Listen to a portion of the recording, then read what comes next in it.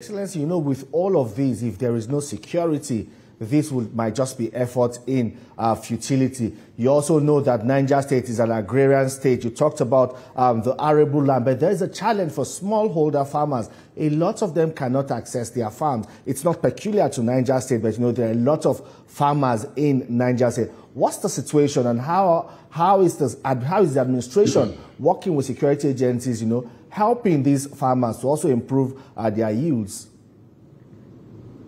I thank you for that question on security. These security issues didn't start today, and we have big land size. 11% of the total size of Nigeria is Niger State. I have a local government, but local government is bigger than the entire southeast Nigeria. So it has a reserve there, a forest reserve there, a wildlife reserve there, and those lands have been left for a long time, and they become dangerous. So what we are doing, the initiative we are doing to clear 250,000 hectares every year, so that in the next 4 years we'll have like 2 million hectares of land cleared, is to clear these bushes where these people inhabit. Once you don't have those places, you make them useful, for commercial, agriculture. Then the smallholder farmers will also be given opportunity to do. And farming is beyond cropping.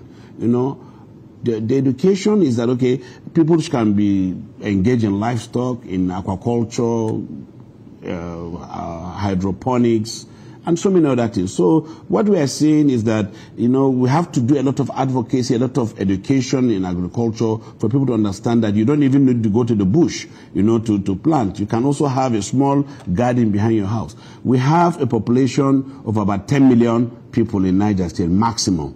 So, and we have now a contract to supply bananas to Russia. I have 1 million seedlings. I will share to 1 million households. They will just plant in their houses. I would show them what to do. So once I harvest it, I export.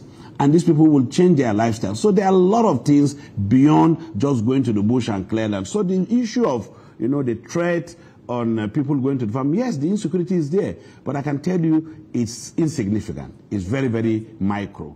Excellency, I'd like you to tell me more about these security measures you've put in place right after this very short commercial break.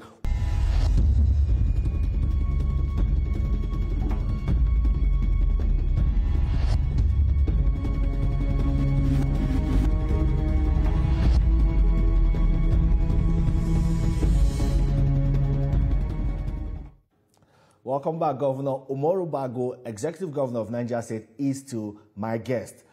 Governor Bago, before we went on the break, we're talking about security and how it's helping assist the farming population and of course, agriculture now. But let's talk about different measures of security. We're hearing the debate about the kinetic and the non-kinetic approach. Now there's also the debate about the state police. President Bola Tinubu is also, showing signs to support the establishment of the state police. For you as a governor, how excited are you about this, and what should be the framework for the establishment of this state police to ensure that the purpose is not defeated? Okay, first you spoke about the security situation in the state and as it affects farmers. Yes, some miscreants have been terrorizing people for a long time, in rural areas. But by the grace of God, we thank the federal government, we thank the security agencies, for their concerted effort, for the kinetic and non-kinetic approach. For the non-kinetic approach is that we have been able to deliver so many people from ignorance. A lot of scholarship about extremism has been frustrated and foiled. They've been doing a lot of evangelism in terms of creating hatred among people and government. But by the grace of God, now we have gotten a lot of those people, neutralized.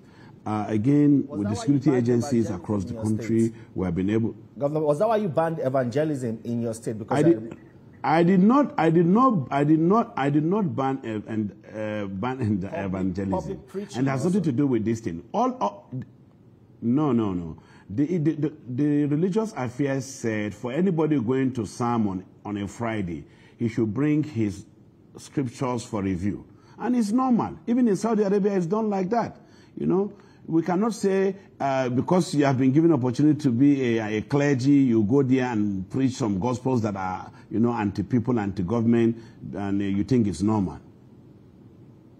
This is I thought it was because of the fear of, you know, extremist ideology being sold to the people, and indoctrinating them. Yeah, it's in that direction. It is in that direction. It's in that direction, you know. We want to be able to see what they are preaching, hear what they are saying. You know, we are working together with the security agencies, the Department of State Service, the police, the civil defense, and even the military.